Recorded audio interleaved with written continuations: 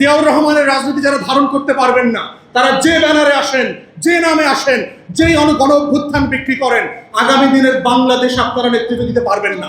লিডারশিপের জীবনী পড়ে দেখে মনে হয়েছে জিয়াউর রহমান ওয়াজ much ahead of the time.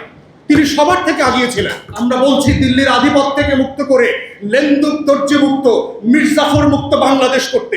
ওটাই জিয়াউর রহমানের রাজনীতি। আজকে 24-এর গণ অভ্যুত্থান পরে যেই মানুষটাকে, যেই রাজনীতিটাকে, যেই রাষ্ট্র প্রকল্প, যেই জাতি গঠনকে আমাদের সবচেয়ে করে বেশি বোঝা দরকার, বেশি করে প্র্যাকটিস করা দরকার, আমাদের কর্মসূচিতে, আমাদের রাজনৈতিক আন্দোলনের দরকার, সেটা হচ্ছে শহীদ প্রেসিডেন্ট জিয়াউর রহমানের সেই 3.5 বছর গোল্ডেন টাইম ছিল বাংলাদেশের ইতিহাসে। এবং দেখেন, রাষ্ট্র তৈরি হয় শত্রু সাপেক্ষে সবসময়।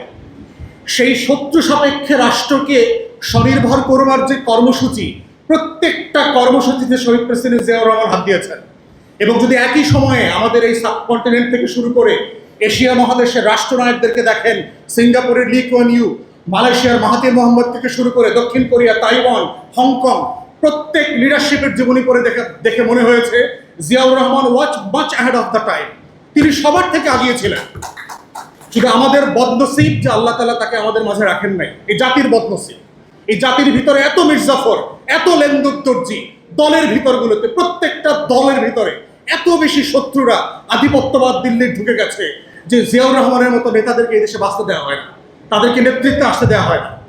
অথবা আজকে এই মুক্তিযোদ্ধারা, যারা এই মাটির সূর্য সন্তান যারা বেঁচে আছেন, আপনাদের দায় এবং দরদের যে রাজনীতি আপনাদের মাধ্যমে আমরা দেখতে চাই, যে কারণে আপনারা বুকের তাজা রক্ত দিয়ে আপনার কমরেডদেরকে 71-এর রণাঙ্গনে জীবন দিতে দেখেছেন, আজকের 24-এর রণাঙ্গনে যারা জীবন দিয়েছে, তারা কিন্তু ঠিক ওই রাজনীতিটাই করতে চায়।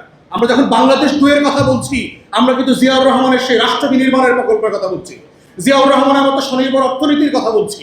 আমরা যখন দায় দরদের নতুন বাংলাদেশের কথা বলছি, আমরা বলছি দিল্লির আধিপত্য থেকে মুক্ত করে লেন্দুক দর্জি মুক্ত, মির্জাফর মুক্ত বাংলাদেশ করতে। ওটাই জিয়াউর রহমানের রাজনীতি।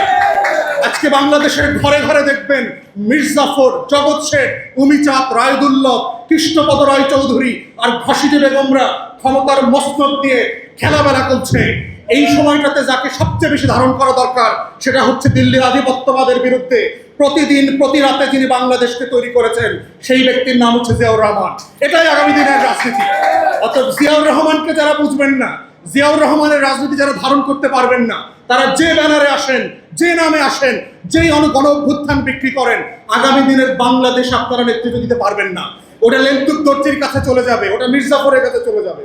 তাই আজকের শাহাদাত বার্ষিকীতে আজকে আমরা এটাই ধারণ করতে চাই, বলতে চাই যে শহীদ প্রেসিডেন্টকে আবার জীবন্ত আকারে তার আইডিয়াস, তার রাষ্ট্র প্রকল্পের জায়গায় তাকে ফিরায় নিয়ে আসতে হবে।